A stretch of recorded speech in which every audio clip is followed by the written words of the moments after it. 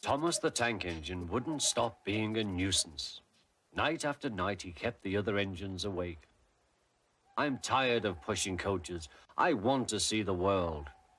The other engines didn't take much notice, but Thomas was a little engine with a long tongue.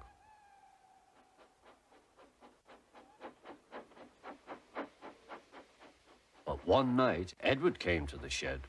He was a kind little engine and felt sorry for Thomas. I've got some freight cars to take home tomorrow. If you take them instead of me, I'll push coaches in the yard. Thank you, said Thomas. That will be nice. Next morning, Edward and Thomas asked their drivers, and when they said yes, Thomas ran off happily to find freight cars.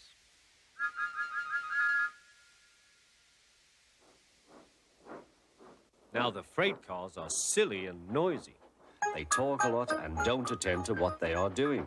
And I'm sorry to say they play tricks on an engine who is not used to them. Edward knew all about freight cars. He warned Thomas to be careful, but Thomas was too excited to listen.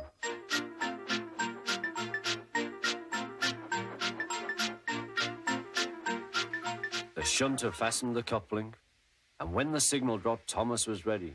The conductor blew his whistle. Peep, peep, answered Thomas and started off. But the freight cars weren't ready. Oh, oh, oh, they screamed, wait, Thomas, wait. But Thomas wouldn't wait. Come on, he puffed. All right, don't fuss. All right, don't fuss, rumbled the cars.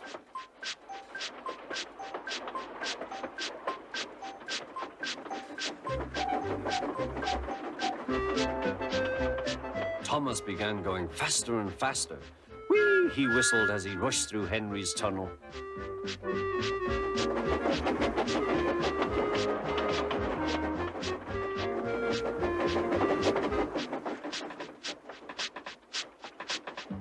Hurry, hurry, called Thomas. He was feeling very proud of himself. But the cars grew crosser and crosser.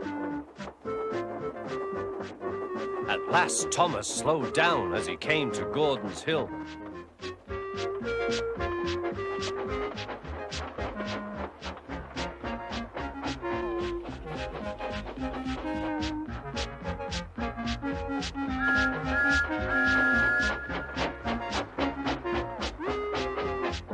Steady now, steady, warned the driver as they reached the top.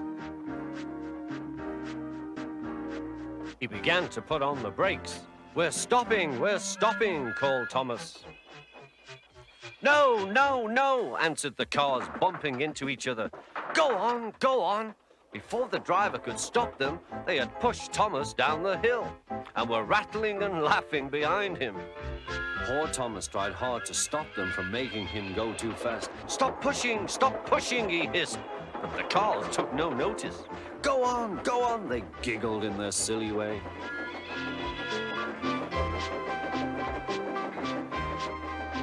There's the station. Oh dear, what shall I do? He cried. They rattled straight through and swerved into the goods yard. Thomas shut his eyes. I must stop.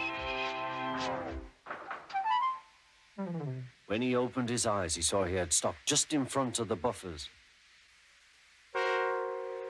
There, watching him, was the top of a hat.